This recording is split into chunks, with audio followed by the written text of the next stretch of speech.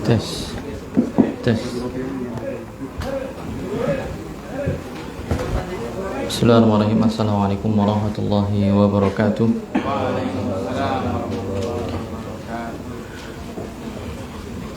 Alhamdulillahi hamdan katsiran tayyiban mubarakan fi kama yuhibbu rabbuna wa yarda. Wa asyhadu an la ilaha illallah wahdahu la syarika lah wa asyhadu anna Muhammadan abduhu wa rasuluhu la nabiyya wa la rasula ba'dah. Allahumma 'allimna ma yanfa'una wanfa'na bima 'allamtana wa zidna ilman ya rabbal alamin.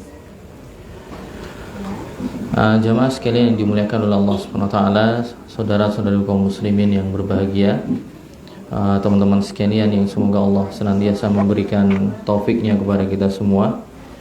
Puji syukur pada Allah di kesempatan petang hari ini, di malam hari ini kita masih diberikan waktu untuk bersua dan berjumpa lagi dalam kajian rutin di setiap pekan malam Jumat. Oke, melanjutkan pembahasan yang lalu di pembahasan As-Sirah An-Nabawiyah, profil atau kisah hidup Nabi kita Muhammad sallallahu alaihi wasallam, masih merujuk kepada kitab Al-Futuhat Ar-Rahmaniyah Syarahul Urjuzah Al-Mi'iyah fi Dzikri Hali Asyrafil Bariyah. Syarah Al-Urjuzah Al-Mi'iyah oleh Profesor Dr. Walid bin Idris Al-Manisi hafizahullah, mensyarah syair atau nazam puisi yang ditulis oleh Ibnu Abil Iz dalam tema Sirah Nabawiyah yang bernama Al-Urjuzah.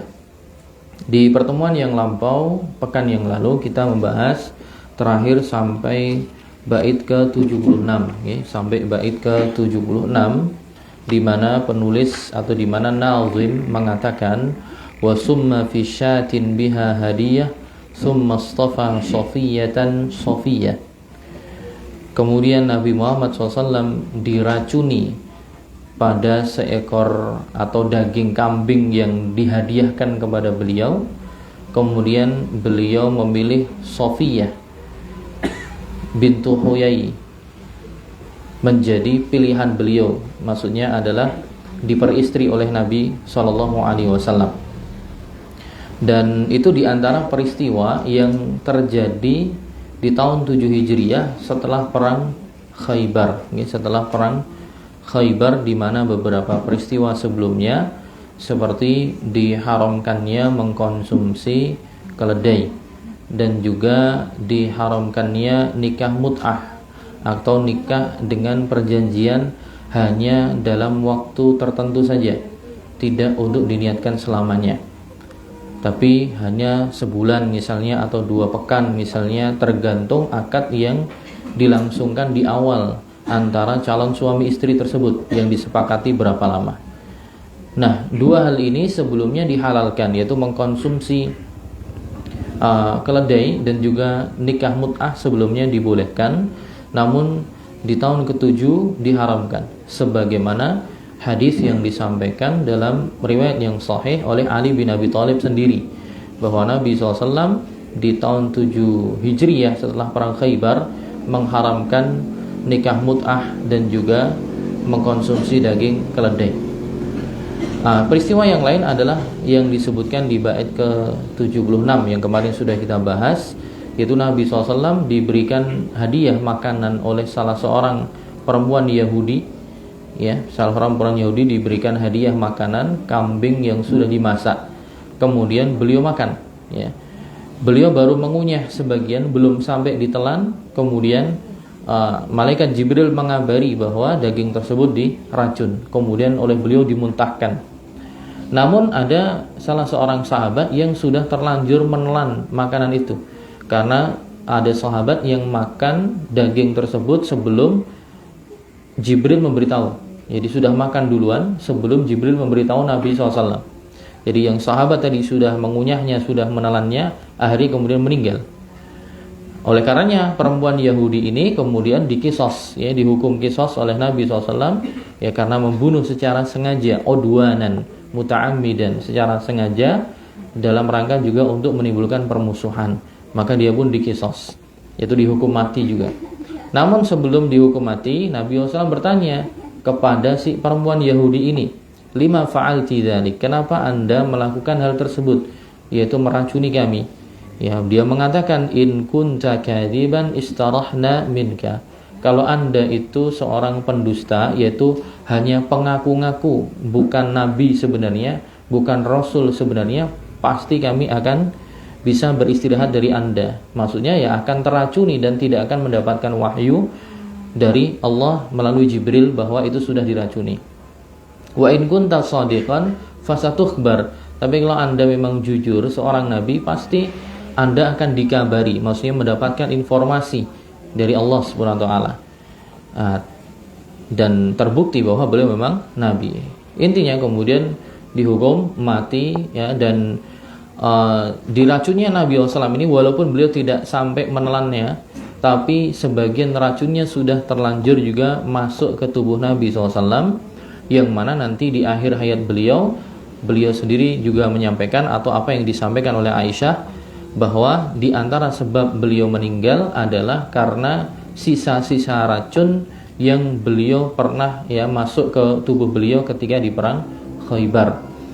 Dan itu yang walaupun sesuatu yang menyakitkan, tapi justru adalah cara Allah Subhanahu wa taala untuk memuliakan Nabi SAW, yaitu beliau meninggal dalam kondisi seorang nabi, juga sebagai rasul, juga meninggal mati syahid, karena salah satu sebab kematiannya adalah karena diracun.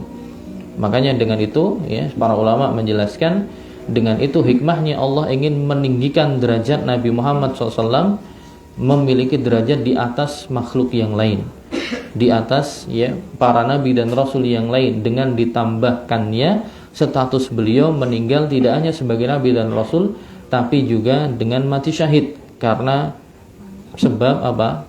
Racun yang masih tersisa dalam tubuh beliau.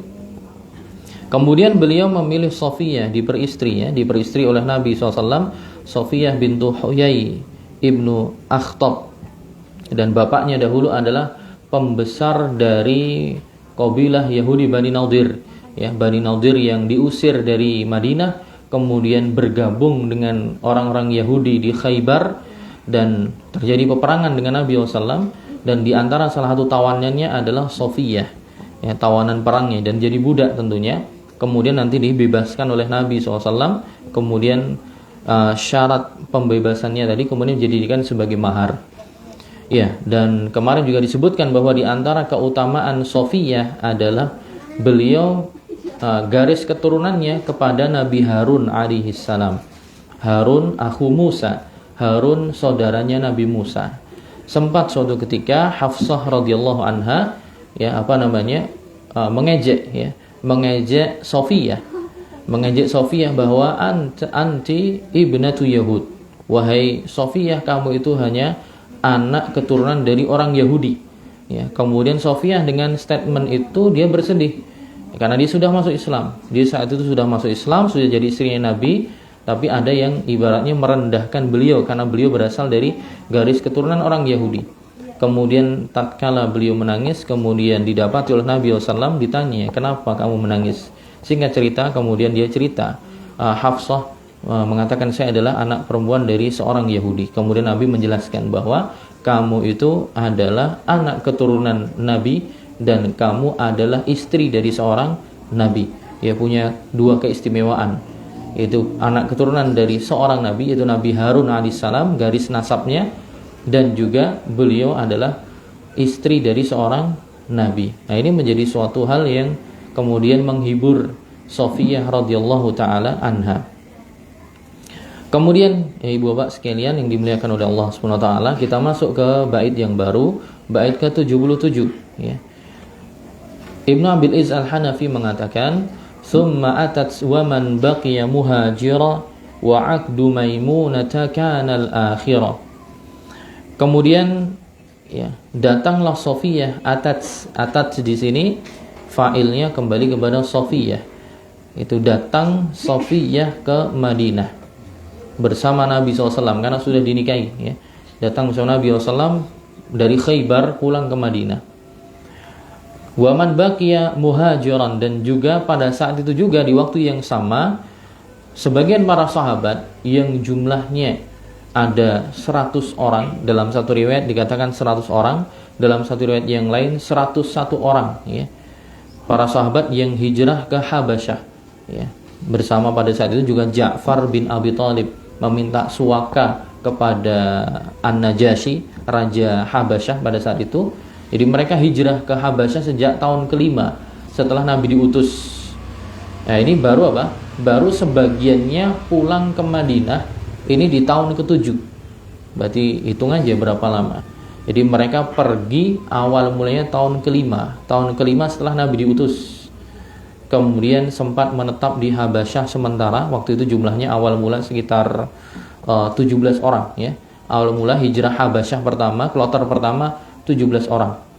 Kemudian setelahnya mendengar kabar ya bahwa penduduk Mekah masuk Islam, mereka pulang ke Mekah. Setelah di Mekah ternyata bukan masuk Islam ya. Mereka tidak masuk Islam. Ternyata kabarnya kabar yang keliru. Akhirnya justru malah penekanan dan juga intimidasi, ancaman nyawa semakin parah.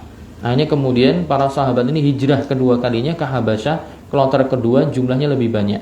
Tidak hanya 17 sampai ada yang diriwayatkan 100 orang, ada yang mengatakan 83 orang. 101. Jadi 82 atau 83 laki-laki, kemudian yang 12 perempuan ya, 12 perempuan. Ya, sejak tahun kelima setelah Nabi diutus dan Nabi berdakwah di Madinah itu 13 tahun.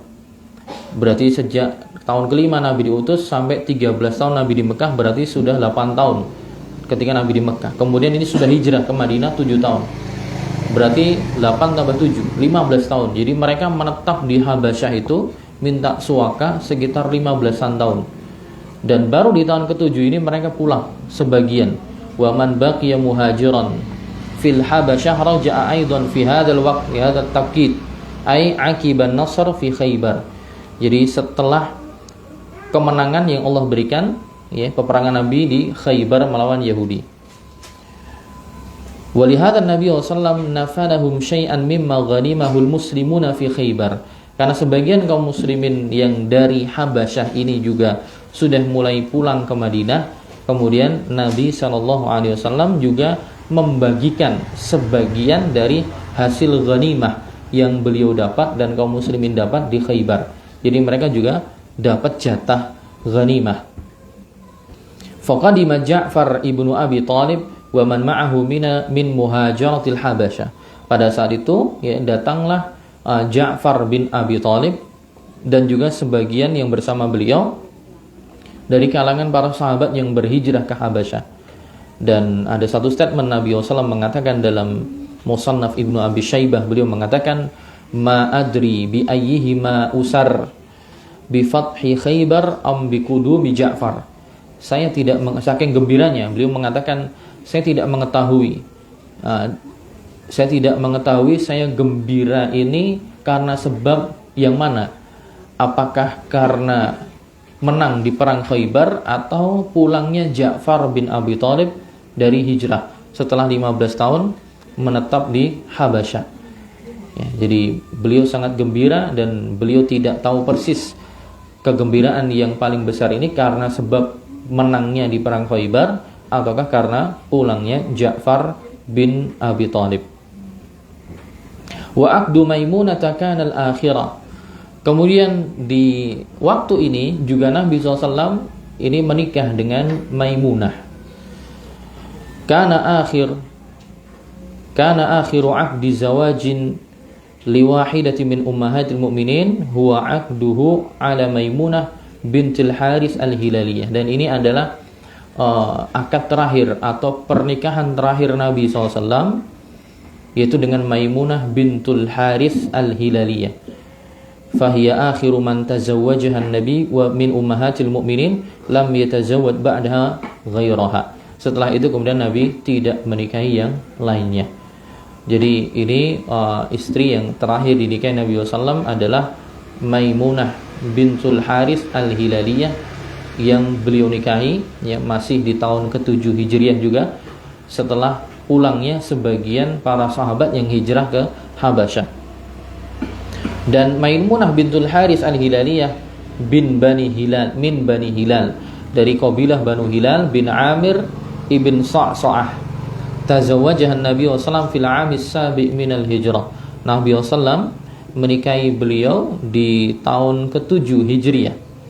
Hina faragha min umratil qada, ketika beliau setelah selesai dari umrah qada, yaitu umrah yang diulangi atau dikerjakan ulang karena sebelumnya tidak jadi atau dibatalkan, yaitu ketika di tahun ke-6 Hijriah.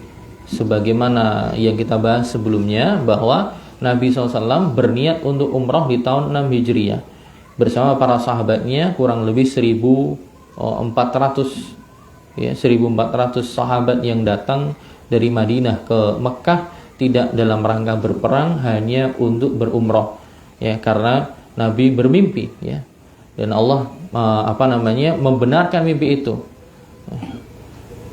La tadkhulunnal masjidal harama aminina insyaallah muqassirina ru'usakum wa muhallikina ru'usakum wa muqassirin la takhafun. Allah sampaikan dalam Al-Qur'an, sungguh kalian akan masuk ke Masjidil Haram dalam kondisi aman, ya. Kepala kalian ada yang digundul, ada yang dipotong sebagian, dalam kondisi kalian tidak takut. Nah, itu yang kemudian menjadi motivasi Nabi SAW untuk datang. Tapi di tahun ke-6 Hijriah, sebagaimana yang kita jelaskan sebelumnya, mereka dihalang-halangi oleh orang Quraisy, tidak boleh masuk, dan kemudian terjadi perjanjian Hudaybiyah, yang mana Nabi SAW, ya, tidak boleh umrah di tahun ini. Kalau mau umrah tahun depan, yaitu tahun 7 Hijriah. Nah, penundaan umrah di tahun ke-6 ditunaikan di tahun ke-7, diqadha, ya, dari umrah yang sebelumnya. Nah, setelah umrah ini, Nabi SAW menikahi Maimunah fi syahri Dzulqa'dah, itu di bulan Dzulqa'dah. Wa asdaqaha al-Abbas an Rasulillah SAW 400 dirham. Dan yang membayarkan maharnya adalah pamannya Al-Abbas.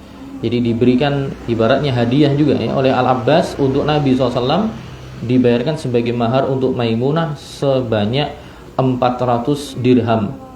Wa huwa nafsu miqdari muhuri azwajin Nabi, dan itu adalah ukuran yang hampir sama atau serupa dengan mahar untuk istri-istri Nabi yang lain, sebagaimana kita jelaskan juga di pertemuan yang lalu bahwa maharnya mayoritas istri Nabi itu adalah 12 uqiyah wa nasya, yaitu 12,5 uqiyah, ya, 12,5 uqiyah. 12,5 uqiyah dikonversikannya ada yang mengatakan sekitar 500 dirham, ya. Ada yang mengatakan sekitar 500 dirham atau sekitar 400-an ke atas. Itu hampir sama ukurannya. Wa umaru an-nabi sallallahu kulluhunna fi dzulqa'dah.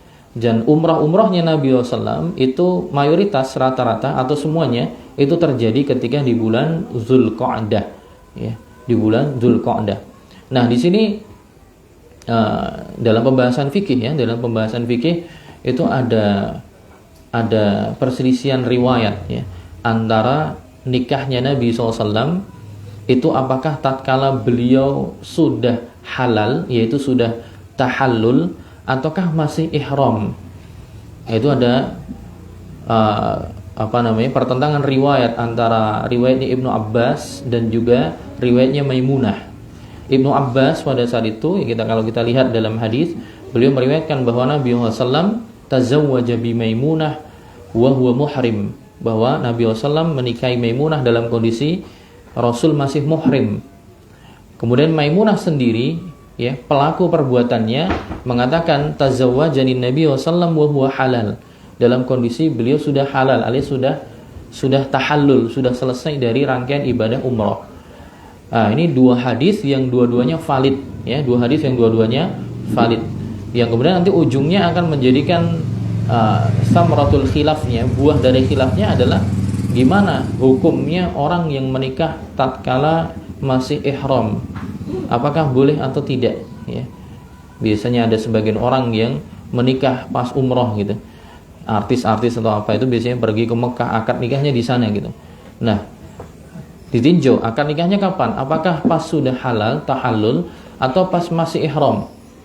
Nah, kalau dia nikahnya pas masih ihram, berarti bersandar kepada hadis Ibnu Abbas, boleh gitu.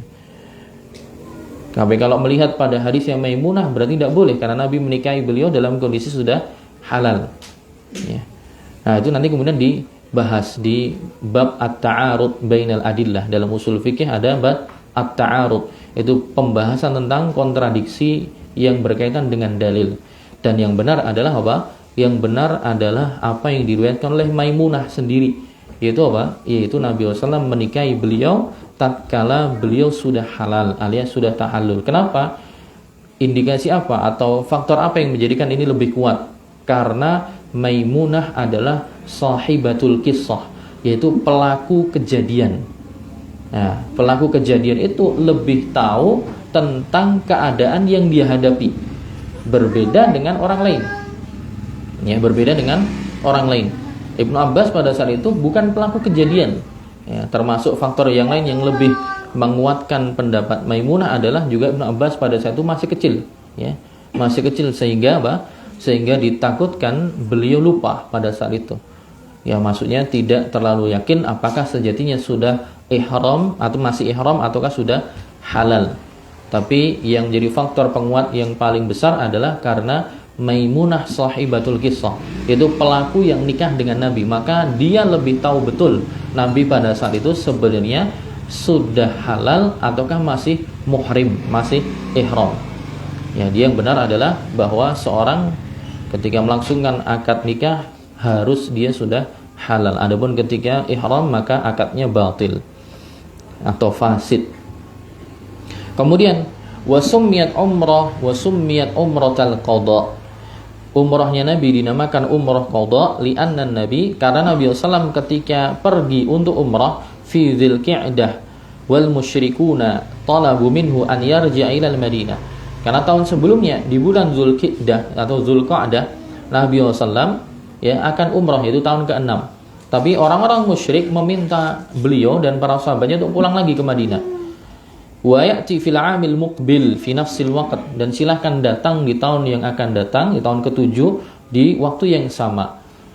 Faja'an Nabi sallallahu fil 'amis sabi' fi syahri Dzulqa'dah lil umrah wa i'tamara huwa wa ashabuhu umratal qada. Akhirnya di tahun setelahnya beliau sallallahu datang bersama para sahabatnya kemudian menunaikan umrah sebagai qada, ya, sebagai qada dari umrah yang sebelumnya, ya. Jadi dalam istilah fikih itu ada namanya ada namanya qada, ada namanya i'adah.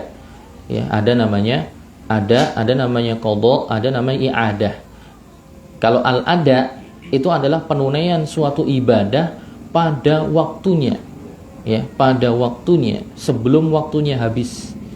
Ya, jadi seorang misalnya sholat maghrib di waktunya, sekali penunaian langsung selesai, itu namanya al-ada, ya. Tapi kalau orang melaksanakan sholat maghrib, ya, 2 kali, misalnya sholat pertama belum selesai batal, kemudian dia wudhu lagi mengulanginya dan mengulanginya masih di dalam waktunya, itu dalam terminologi fikih namanya i'adah, itu pengulangan. Tapi kalau misalnya orang sholat maghrib, ya, kemudian waktunya mepet ternyata, kemudian sudah tinggal 5 menit, sudah rakaat terakhir, ternyata batal, sehingga dia kamar mandi, wudhu lagi, bersih-bersih, kemudian dia baru sholat, tapi ternyata waktu maghrib sudah habis, sehingga sudah keluar waktunya, itu namanya qada, ya. Sebuah ibadah yang dikerjakan di luar waktu aslinya, itu namanya al-qada. Jadi ada al-ada, ada i'adah, ada al-qada. Al-ada itu ketika ditunaikan sekali jadi pada waktunya. Kalau i'adah itu penunaian ibadah di waktu yang sama tapi tidak sekali jadi, ya, butuh yang kedua atau ketiga. Kalau qada adalah penunaian ketika sudah habis waktu penunaian aslinya, namanya al-qada. Sedangkan sekedar faedah saja. Jadi ibu bapak sekalian yang dimuliakan oleh Allah Subhanahu wa taala, beliau melaksanakan umrah qada. Wa kanat Maimunah min sadatil Arab, dan Maimunah ini juga di antara dari para pembesar orang Arab. Itu maksudnya adalah dia bukan orang sembarangan. Dia juga bisa dikatakan dari kalangan bangsawan orang Arab. Innaha hiyallati wahabat nafsaha lin-nabi. Dan dikatakan beliau ini adalah perempuan yang disebutkan dalam Al-Qur'an bahwa dia adalah perempuan yang memberikan dirinya untuk Nabi SAW, yang Allah sebutkan di surat Al-Ahzab ayat 50. Allah berfirman, wa imra'atan mu'minatan in wahabat nafsaha lin-nabi in arada an-nabiyyu an yastankihaha khalisatan laka min dunil mu'minin. Dan ada seorang perempuan mukminah yang memberikan dirinya kepada Nabi SAW, jika Nabi SAW mengendaki untuk menikahinya, ya, maka itu diperbolehkan, kecuali orang-orang yang beriman yang lain. Maksudnya ini adalah khususiyah. Itu khususiyah hanya untuk Nabi SAW, bahwa Nabi boleh menerima, ya, seseorang perempuan yang datang ketika mengatakan inni wahabtu nafsi lak. Ya Nabi, saya memberikan diriku untukmu. Kalau Nabi mengatakan qabiltu, maka jadi istrinya otomatis, tanpa perlu ada menggunakan wali dan saksi. Dan perempuan yang Allah sebutkan di dalam Al-Quran di surat Al-Ahzab ini yang disebutkan adalah apa? Maksudnya adalah sebagian ahli tafsir menafsirkannya adalah si Maimunah bintul Harith Al-Hilaliyah radhiyallahu anha, ya. Fakana min khasaisin nabi. Nah, ada satu faedah, ya, kenapa dalam Al-Quran kok perempuan itu tidak disebutkan namanya dalam banyak kasus, ya. Allah mengatakan falamma qada minha Zaidun wataran zawwajnakaha. Ketika Zaid bin Harithah menyelesaikan urusannya darinya, kembali ini dhamir muttasil, ya, untuk perempuan, hiya. Sudah selesai urusannya, diceraikan, Allah kemudian menikahkan kamu Muhammad dengannya. Tapi tidak disebutkan namanya.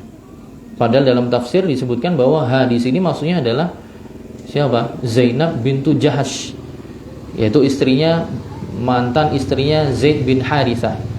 Di sini juga siapa? Imra'ah mu'minah in wahabat nafsaha. Ya, perempuan mukminah yang memberikan dirinya. Ini adalah tafsirannya, maksudnya adalah Maimunah bintul Harith Al-Hilaliyah, ya. Ketika Allah melaknat Abu Lahab, tabbat yada abi lahabin wa tabb, Allah menyebutkan nama Abu Lahab, tapi Allah tidak menyebutkan nama istrinya dalam Al-Quran. Wa mra'atuhu hammalatal hatab. Dan juga banyak di kasus yang lain, ya. Imra'atul Aziz, ya, istrinya apa? Al-Aziz, yaitu gubernurnya Mesir yang mengasuh Nabi Yusuf alaihissalam sampai dewasa, kemudian mengajak berzina Yusuf, ya, dalam beberapa riwayat Israiliyat namanya Zulaikha, ya. Tapi poinnya adalah kenapa dalam Al-Quran Allah tidak menyebutkan nama perempuan secara spesifik. Yang disebutkan hanya satu aja, Maryam, ya, Maryam radhiyallahu anha. Yang lain tidak ada. Kenapa?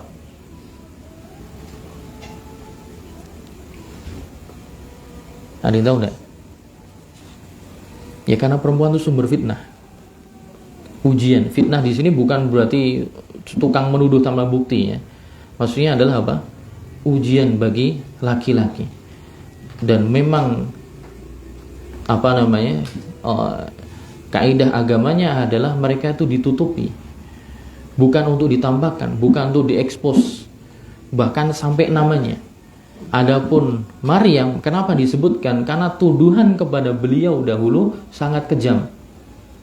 Tuduhannya sangat parah, tuduhannya sangat keji, dianggap perempuan yang berzina padahal tidak punya suami. Maka Allah perlu untuk membersihkan namanya dan menjadi darurat untuk disebutkan namanya, ya. Maka perlu disebutkan namanya Maryam, ya. Wa Maryam ibnatu Imran, anaknya Imran, ya. Adapun perempuan yang tidak disebutkan, Ini menjadi pelajaran, maksudnya bahwa perempuan itu adalah tempatnya at-tasattur, itu ditutupi, bukan diekspos, bukan ditampakkan, bukan untuk dilihat, ya, bukan untuk menampakkan dirinya ke khalayak ramai, ya, kecuali dalam hal-hal yang darurat yang memang itu diperbolehkan. Adapun kemudian mengekspos diri, ya, mengekspos diri, ya, namanya saja Allah tidak menyebutkan loh, namanya saja, apalagi kemudian fisiknya. Ya, makanya juga menjadi koreksi bagi kita bersama, ya, ya, perempuan itu jadi fitnah, ujian, ya, bagi ya, terutama bagi kaum lelaki, apalagi di zaman seperti sekarang, era keterbukaan, era media sosial, semua orang bisa mengakses berbagai macam situs, berbagai macam platform media sosial, yang di situ kalau orang tidak bisa untuk menjaga diri, maka bisa membuka hal-hal yang diharamkan oleh syariat. Juga perempuan kalau tidak bisa menjaga diri, maka dia menjadi seorang yang punya andil untuk munculnya kerusakan di tengah umat, ya. Jadi jangan sampai perempuan yang Allah sendiri tidak menyebutkan namanya dalam Al-Quran kemudian jadi sesuatu yang diekspos, ya. Maka kadang miris juga, ya, ada sebagian ummahat atau sebagian akhwat yang sudah mengaji, sudah tahu bahwa kewajiban bagi mereka itu untuk berhijab. Hijab itu tujuannya untuk apa? Ya, agar tidak menjadi tujuan dipandang oleh lawan jenis, agar tidak menjadi, ya, pusat perhatian lawan jenis, tapi justru malah selfie kemudian dipasang di media sosial. Ini sesuatu yang perlu kita ingatkan, ya, sesuatu yang perlu untuk kita ingatkan. Ya, kita mengingatkan diri kita sendiri pertama, keluarga kita, istri kita, adik-adik perempuan kita, kakak perempuan kita, anak-anak perempuan kita, ya. Jadi mereka bukan sesuatu yang digunakan untuk konsumsi publik, ya. Hanya suami-suami mereka yang boleh untuk menikmati kecantikannya, yang boleh melihat adalah para mahramnya, ya. Kecuali tadi dalam hal-hal yang memang darurat atau kebutuhan yang urgent yang tidak bisa untuk dihindari, mereka harus keluar, mereka harus tampil, misalnya pergi untuk belanja, pergi untuk menjadi saksi dalam suatu persidangan mahkamah syariah, pergi dalam rangka untuk menemani anaknya misalnya ngantar sekolah dan misalnya, ini diperbolehkan, tidak ada masalah. Tapi poinnya yang penting adalah, ya, menghindari fitnah-fitnah tadi, ya. Allah saja tidak menyebutkan namanya dalam Al-Quran. Ini menunjukkan bahwa memang mereka bukan untuk diekspos, gitu, ya. Apalagi sampai fisiknya. Fakana min khasaisin Nabi sallallahu alaihi wasallam annahu law wahabat imra'atan law wahabat imra'atun mu'minatun nafsaha. Termasuk dari kekhususan Nabi SAW bahwasannya, ya, jika ada seorang perempuan mukminah memberikan dirinya kepada Nabi SAW, yaitu mengatakan, wahai Nabi, saya memberikan diriku untuk Anda, fa idza qala qabiltu, kalau dia mengatakan saya terima, Nabi SAW mengatakan saya terima, maka langsung otomatis jadi istri beliau tanpa butuh wali dan juga saksi, ya, tanpa butuh wali dan saksi. Baik, itu bait ke-77, ya. Kita pindah ke bait ke-78, ya. Wa qablu islamu Abi Hurairah wa ba'du umratul qada asy-syahirah. Dan sebelumnya adalah masuk Islamnya Abu Hurairah, dan setelahnya itu setelah perang Khaybar adalah umratul qada, yaitu Nabi melaksanakan umrah yang terkenal, umrah qada. Wa qablu ay qabla aqdin Nabi sallallahu ala Maimunah, yaitu maksudnya sebelum Nabi SAW melakukan akad nikah dengan Maimunah bintul Haris al-Hilaliyah, itu masuk Islam sahabat Nabi SAW Abu Hurairah radhiyallahu ta'ala anhu, yang nama aslinya adalah Abdurrahman ibnu Sakhrin, ya, Abdurrahman ibnu Sakhrin radhiyallahu ta'ala anhu. Jadi beliau masuk Islam itu sudah telat, ya. Beliau masuk Islam itu di tahun ke-7, ya, di tahun ke-7 Hijriah. Dan walaupun beliau masuk Islamnya telat, tapi beliau adalah sahabat yang paling juara meriwayatkan hadis Nabi SAW. Total hadis sahih yang beliau riwayatkan itu 5.000-an, ya. Sekitar 5.000 374 atau 73 hadis yang banyak beliau riwayatkan. Ya. Dan mungkin akan ada banyak yang bertanya, kok bisa orang yang masuk Islam belakangan, ya, tapi dia meriwayatkan hadis yang paling banyak? Jawabannya adalah iya, karena beliau itu ahlus suffah. Jadi beliau itu tinggalnya di masjid, ya, termasuk di antara ahlus suffah, tinggalnya di masjid, alias tiap hari itu membersamai Nabi SAW dan tidak pernah terlepas dari beliau. Dan di antara yang lain adalah karena keberkahan doa Nabi SAW kepada beliau. Kemudian akan muncul pertanyaan lagi, kenapa para sahabat yang lain, Abu Bakar, Umar, Utsman dan yang lain kalah dalam meriwayatkan hadis? Jawabannya adalah mereka meriwayatkan hadis juga. Cuman karena mereka adalah orang-orang besar, mereka diutus oleh Nabi SAW dalam beberapa kesempatan untuk memimpin perang, untuk mengurusi urusan politik, ekonomi dan yang lainnya, sehingga mereka tersibukkan dengan urusan-urusan yang lain dan kalah fokusnya dalam menuntut ilmu. Ya, mereka tetap dapat ilmunya, tapi sharing dari teman-teman yang hadir, para sahabat yang hadir di majelis. Tapi Abu Hurairah itu membersamai terus. Ya.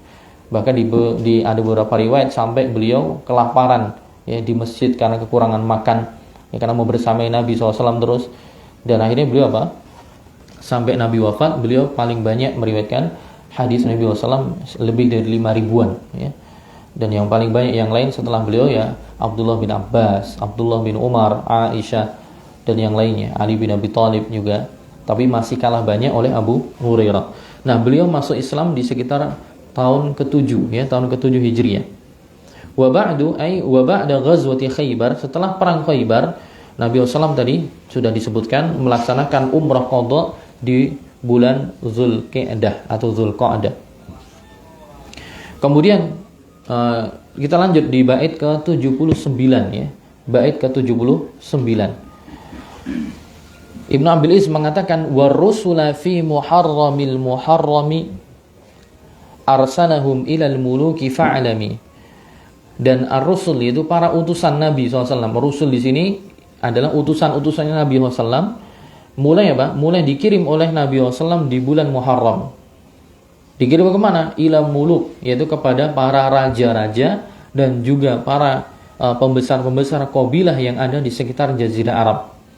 Jadi Nabi SAW dimulai di bulan Muharram di tahun ke-7, ya, Nabi mengutus para rasul, yaitu para utusan kepada raja-raja.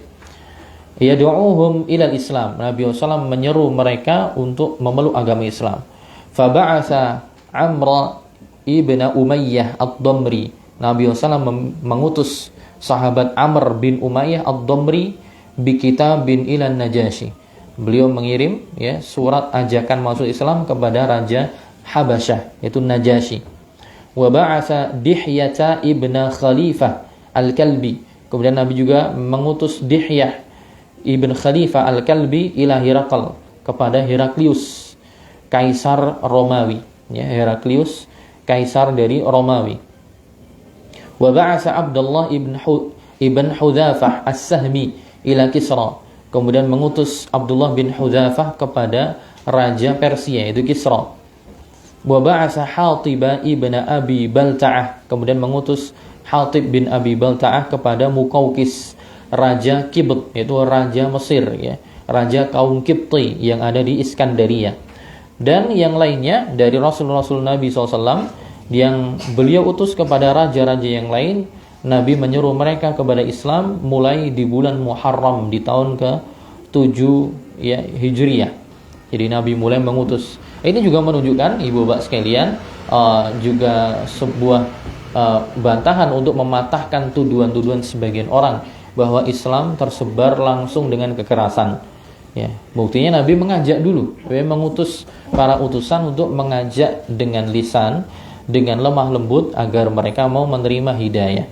Adapun kemudian setelah diajak mereka membantah atau menanggapi dengan respon yang justru mengajak kekerasan, nah baru kemudian dilayani.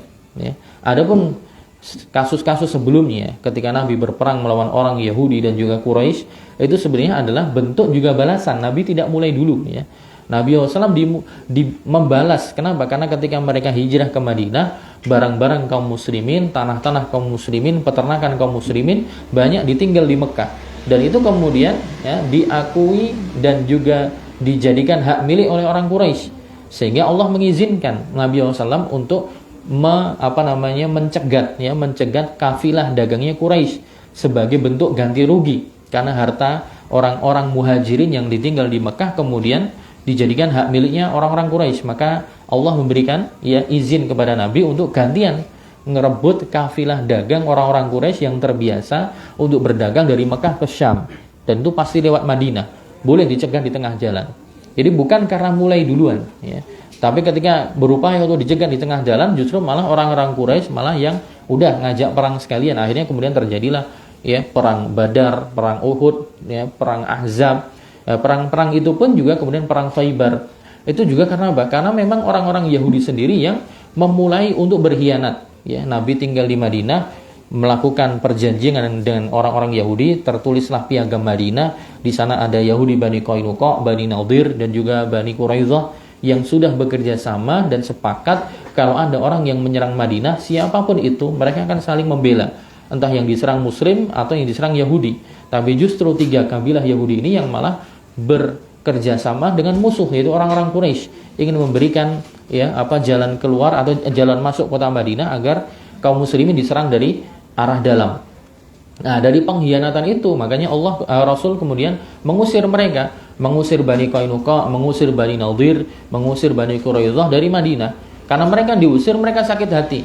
Ketika mereka sakit hati, kemudian mereka membuat sekutu, ya, membuat sekutu dengan tadi Yahudi yang ada di Khaybar, ya, membuat sekutu dengan orang-orang Quraisy sehingga terjadi perang Ahzab, ya. Jadi Nabi SAW tidak memulai dulu, ya. Mereka yang mulai dulu, Nabi melayani, gitu. Bahkan kita tahu kaum muslimin awal mula di Mekah adalah kaum yang tertindas, tersiksa, banyak yang dibunuh, ya. Jadi kalau kemudian dikatakan bahwa Islam tersebar dengan kekerasan, maka kita perlu merujuk kepada sejarah terlebih dahulu, ya. Kita lihat realita sejarah, ya. Sejarah tidak akan kemudian membohongi kita, semua tercatat dengan rapi. Nah, sebagaimana juga ketika nanti perang dengan Romawi, perang juga dengan Persia, Nabi sudah mendakwai dengan damai dulu, diajak, ya. Kemudian karena kesombongan mereka diajak untuk masuk Islam, tidak mau, apalagi Persia, ya, yang Kisra yang menyobek-nyobek. Nanti dia menyobek-nyobek surat yang dibawa oleh siapa? Oleh Abdullah bin Hudafah, ya, disobek-sobek oleh raja Persia, Kisra, ya. Kemudian Nabi mendoakan, ketika disobek-sobek Nabi mendoakan mazzakallahu mulkah, semoga Allah nanti menyobek-nyobek kerajaan kalian, kekuasaan kalian. Dan betul sekali, mulai Nabi SAW nanti ada di zaman beliau ada penyerangan, kemudian di zaman Abu Bakar, dan nanti akan endingnya selesai penaklukan Persia di zamannya Umar bin Khattab. Nah, itulah kenapa kemudian orang-orang Persia, ya, mereka benci sekali dengan Umar bin Khattab dan Abu Bakar, ya. Kenapa? Karena mereka berdua yang punya andil besar meruntuhkan kerajaan Persia yang menyembah api, dan nanti akan ada salah satu dari keturunan rajanya yang kemudian menikah dengan Husain, ya, menikah dengan Husain radhiyallahu taala anhu, ya. Itu salah satu dari sisa keturunan kerajaan Persia. Nah, kemudian dengan dalih itu, ya, berkedok agama seakan-akan kemudian mengagungkan Husain, kemudian mengagungkan bapaknya yaitu Ali bin Abi Thalib, padahal sejatinya mereka mengagungkan keturunan terakhir dari dinasti Persia yang kemudian jadi istrinya Husain, dan nanti berketurunan anak-anaknya itu sejatinya dianggap oleh orang-orang Syiah, ya, sebagai keturunan dari raja-raja Persia yang terdahulu, tapi kemudian dibungkus dengan Islam. Jadi ketika Nabi SAW mengutus para utusan ini, tanawwa'at ijabatuhum, ya, beragam-ragam jawaban dari para raja tersebut. Minhum man ahsanal jawab, sebagian mereka ada yang memberikan respon positif, respon yang baik. Wa ba'atsa rad dan hasanan, ada yang memberikan balasan yang baik. Wa ba'atsa hadaya ila nabi, ada yang kemudian memberikan hadiah kepada Nabi SAW. Wa minhum man asa'a rad, ada juga yang membalasnya dengan buruk, ya. Wa minhum Kisra, di antara yang memberikan jawaban yang buruk, ya, menghina utusan Nabi SAW adalah Kisra, ya, yang menyobek-nyobek surat yang dikirimkan oleh Nabi SAW melalui Abdullah bin Hudzafah. Fada'a alaihi Nabi SAW an yumazziqa kulla mumazzik, ya.